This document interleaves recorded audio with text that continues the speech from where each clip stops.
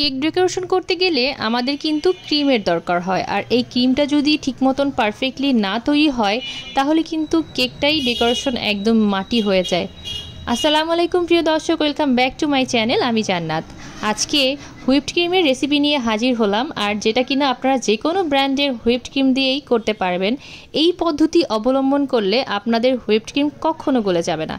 আজকে আমি ট্রপিক্যাল ব্র্যান্ডের একটা হুইপড ক্রিম নিয়েছি, আর এখানে আমি বিটারের কাটা যে বলটাতে হুইপড ক্রিমটা তৈরি করব সেই বলটাকে আধা ঘন্টার জন্য ফ্রিজে রেখে দিয়েছিলাম, ডিপ ফ্রিজে। তারপর এটাকে ভালোভাবে মুছে নিয়ে এই যে ফ্রোজেন করা ট্রপিক্যাল ক্রিমটা 1.5 কাপের পরিমাণ নিয়ে নিলাম। এখানে আমি 2 পাউন্ডের কেক ডেকোরেশন করব, তাই 1.5 কাপ পরিমাণ হুইপড ক্রিমটা নিয়েছি। আর এই ট্রপিক্যাল ব্র্যান্ডের হুইপড ক্রিমটা কিন্তু ডিপ ফ্রিজে সংরক্ষণ করতে হয়, আর কেক তৈরি বা ডেকোরেশনের আগে ঠিক 1 ঘন্টা আগে আমি এটাকে বের করে রেখেছিলাম। এর মাঝে ক্রিমটা সম্পূর্ণভাবে গলে গিয়েছে। তারপর এই ক্রিমটাকে আমি বিট করছি, আর এর ভেতরে দিয়ে দিচ্ছি 2 টেবিল চামচ পরিমাণ আইসিং সুগার। আর আপনারা মিষ্টিটা বেশি খেতে চাইলে মিষ্টির পরিমাণটা বাড়িয়ে দিবেন, তবে ট্রপিক্যাল ক্রিমটা কিন্তু অনেকটা মিষ্টি থাকে, তাই আমি 2 টেবিল চামচ পরিমাণ আইসিং সুগার দিয়েছি, যেহেতু আমি ডার্ক চকলেট গানাশ ব্যবহার করব। আর দিয়ে দিচ্ছি 1 টেবিল চামচ পরিমাণ পাউডার মিল্ক। এই পাউডার মিল্ক আর আইসিং সুগারটা কিন্তু অনেক ভালো কাজ করে হুইপড ক্রিমটা স্টিফ করার ক্ষেত্রে।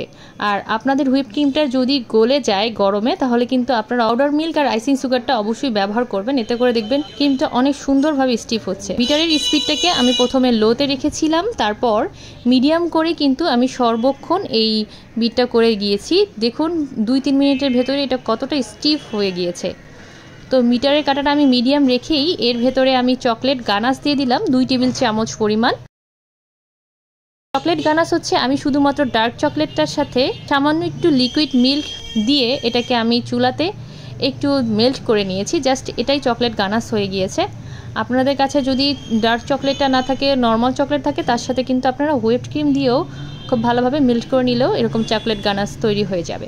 আমি এই হুইপ ক্রিমটাকে প্রায় 7-8 মিনিটের মতন এভাবে বিট করে নিয়েছি। আর বিটটা কিন্তু সব জায়গায় সমানভাবে করতে হবে। একটা স্প্যাচুলা দিয়ে আপনার পাশের ক্রিমগুলোকে মাঝখানে এনে তারপর এটাকে বিট করতে পারেন। তো আপনারা দেখতেই পাচ্ছেন যে ক্রিমটা কতটা স্টিফ হয়েছে।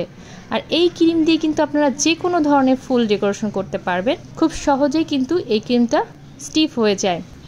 তো বিটারের স্পিড বেশি করে আপনারা কম সময়ে বিট করতে যাবেন না, তাহলে কিন্তু প্রথম দিকে দেখা যাবে যে খুব সুন্দরভাবে স্টিফ হয়েছে, পরে কিন্তু দেখা যাবে ক্রিমটা গলে গিয়েছে। তো যারা বলেন যে প্রথমবার আপু হয়, পরের বার আর ট্রপিক্যাল ক্রিম দিয়ে এই ক্রিমটা স্টিফ হয় না, তারা মনে হয় ক্রিমটা ভালোভাবে স্টোর করতে পারেন না। আর ক্রিমটা ব্যবহার করার পর কোনো এয়ার এর ভেতরে না ঢোকে সেভাবে কিন্তু ডিপ ফ্রিজে এটাকে সংরক্ষণ করতে হবে। আপনারা কোনো এয়ারটাইট কন্টেনারে রাখতে পারেন, যেখান থেকে বের করেছেন সেটাকে খুব ভালোভাবে আটকিয়েও এটা সংরক্ষণ করতে পারেন। প্রথম দিকে যখন ক্রিম তৈরি করতাম তখন নানা রকম ভুল হতো, আর সেই ভুলগুলো সংশোধন করে আজকে আপনাদের সামনে ক্রিমটা তৈরি করে দেখালাম। আর আপনারা অবশ্যই একটু হলেও উপকৃত হবেন।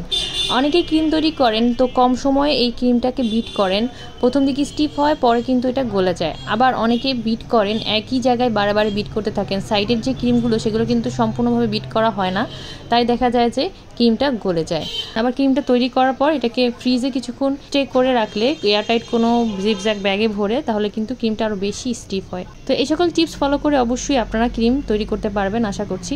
তো আমি এইভাবে ক্রিম দিয়ে এরকম একটা কেক ডেকোরেশন করে ফেলেছি খুব সহজে।